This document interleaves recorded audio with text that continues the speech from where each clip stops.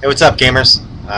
This is a response to Derek, Lycan 101's video on handling treasure, and I liked a lot what he said. I agree to just about all of it. And the first thing, the thing that made me want to make a video in response was he said player wish list, and I kind of blacked out when he said that. I wasn't sure what he said after that. Maybe he's against them, maybe he's for him. I don't know. But I saw red. I don't want to see your player wish list. I don't care what you want. You know, that's cool you want that. Whatever. And it is nice to know what your players want, but it ain't fucking Christmas. It's a role-playing game. And, excuse my language. And, I just don't want to see your player wish list. You know, like, it's cool.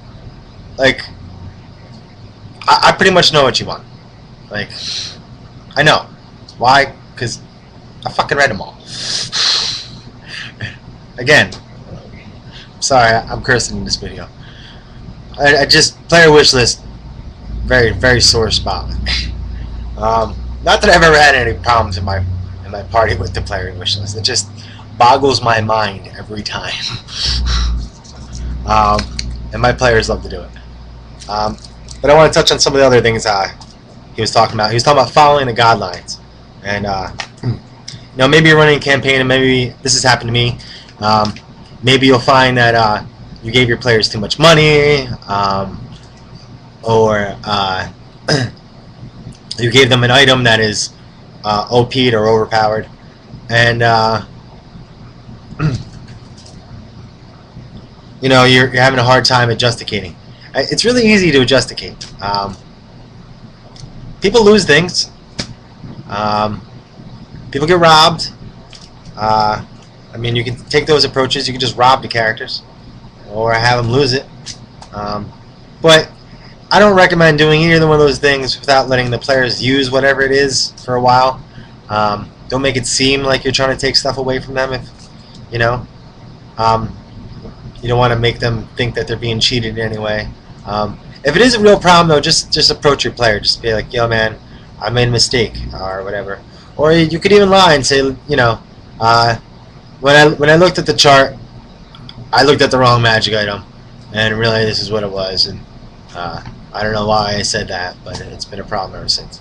Other ways to do stuff is, you know, adjusticate is if you gave the players too much money, you can make the world richer. I mean, you don't need to know like the economy of every single country. You know, it's nice to have some details about their coinage or whatever, and like kind of where they fall in the fiscal scale of nations, as far as their economic independence. But you don't need to know how much platinum Furion he has, or how much gold is in Cheliax, or you know, like what's the net worth of the Faerun or anything, or it's a lot easier to take things away than to make everything else more expensive. Though if you can work in your campaign, that's fine. Another thing he talks about is items and stuff, like giving them special magic items. You know, same magic item by different name. That's a really great idea, and I suggest doing that with a lot of things. You won't really need to do this if your players are having a hard time identifying the magic items to begin with, and they don't really know what that longsword does, just that it works really good against humanoids, or that it, you know, lights up when they pick it up, or you know, so on. So if you're running a campaign where it's kind of low magic and your players don't have a access to identify what magic items are being given to them, you really won't get much use out of same item, different name. But if they do know, then I absolutely recommend doing that. That's a great idea, Derek. Absolutely, I've done it and it works. Great point. Other things he talked about was what I wanted to mention is basically there's like only really like 3 types of um, awards you can really give your players. It's either something physical or it's something story based. And story based has one subcategory which is XP, so that's the third thing, which is power. But that's all part of the story. Um, your level power is just part of the story, even though it has a exact number on it. But some of the story-based awards he was talking about was titles, and this really works well if your characters are involved in factions. You could even give access to a faction as an award, but bestowing the name, Sir, onto a knight character or fighter character. Maybe he's an Eagle Knight or something. That's a great award. Followers is another great reward. You just meet somebody who's like, hey man, I want to do what you do. I want to follow you. Sometimes that takes in the form of leadership fee, but it doesn't always have to be. Different game systems have different ways of establishing followers, and you can even just have an NPC who just has a liking for a guy and wants to help him out. Maybe the NPC is learning something from them or getting something from them that isn't so obvious in the beginning. He talks about favors, friends and favors. That's a big one. Contacts, people in the know, being in the know. These give the players options to do situational things. Followers, favors. It gives them situational awards. Like sometimes maybe they don't want to go to a spot. Maybe they just send their followers over there to deal with that guy or whatever. Another thing is boons and buffs. Boons and buffs. I don't use these a whole lot. I don't really give out boons or buffs here and there. I'll give out situational modifiers if the situation seems like it warrants that you would have a plus or minus to that roll. But for the most part, I don't really give out boons and buffs unless it really has to do with the story. But some GMs do it a lot. Some GMs have buff tokens, and they pass them out as an award. I don't do that, but I've seen that. What else does he talk about? Cash. Cash is always good. Coinage is always good. But there's so many ways you can give coinage or physical cash. You can give it as kind of unworked raw ore. You could give it in blocks. You can give it in coins or any shape, really. Even statues. You can make your coins from individual, give them individual characteristics from region to region. Perhaps some, maybe some have some minor magic on them, and that's how they show that that's their ID number to show that it's authentic. Or maybe a certain race maybe a race has a really good scent, and they have the scent ability, and they can smell the difference between a copper and a platinum. Maybe that's a variation you can put on some of your coins, or besides just the look of the coin itself. It's always nice to give the coins a little detail. Not a whole lot of players are going to really get into.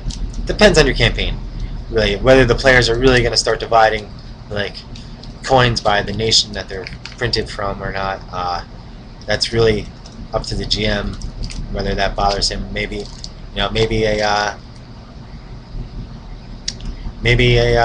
coin from the Sea Barons. Maybe that's no good in Greyhawk in your campaign. I don't know. But that's really up to campaign to campaign. I do recommend giving your coin some flavor, though, whatever it is. Some other physical awards would be land. I always like giving a player land.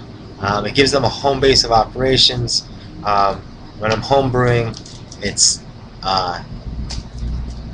it can always give an adventure hook by player's got to defend his land, or this happens at the land. It's just always going to give you something to work off by giving a player land. If you're running a published module and it's railroad, you're not gonna, or linear, you're not gonna get a lot of use in the game from him holding the land unless you really pick a location that is prevalent in that module, or that adventure. What else? Livestock. Let's face it, they traded in livestock in the mid ages. Medieval times, people were trading in livestock for sure, paying taxes for rabbits and such. So, you should always put an emphasis on livestock and how important that really was to people in a fantasy world. Like, if they don't have tons of divine spellcasters making food all the time through spells, they're going to need livestock, and you should stress the importance of that. Some other bonuses you can give are forbidden knowledge is one of my favorite. You give them some insight, the players some insight as to what in the world as a forbidden knowledge in the world, something that maybe even make the character insane if he learns it about the reality that he's in, or maybe just some story insight can be a bonus or whatever. I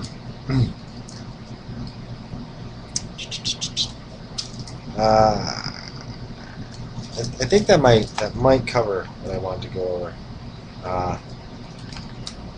But the story bonuses are limited. It could be something as simple as acceptance in a gang, or like the character, maybe this faction uses colors on its apparel to signify rank, and the character finally gets to put on that black cloak or whatever. There's a lot of different boons, countless boons, story bonus awards that you can give. I couldn't go into describing them all. This video is getting kind of long, isn't it? All right. Derek, man, cool vid. Later.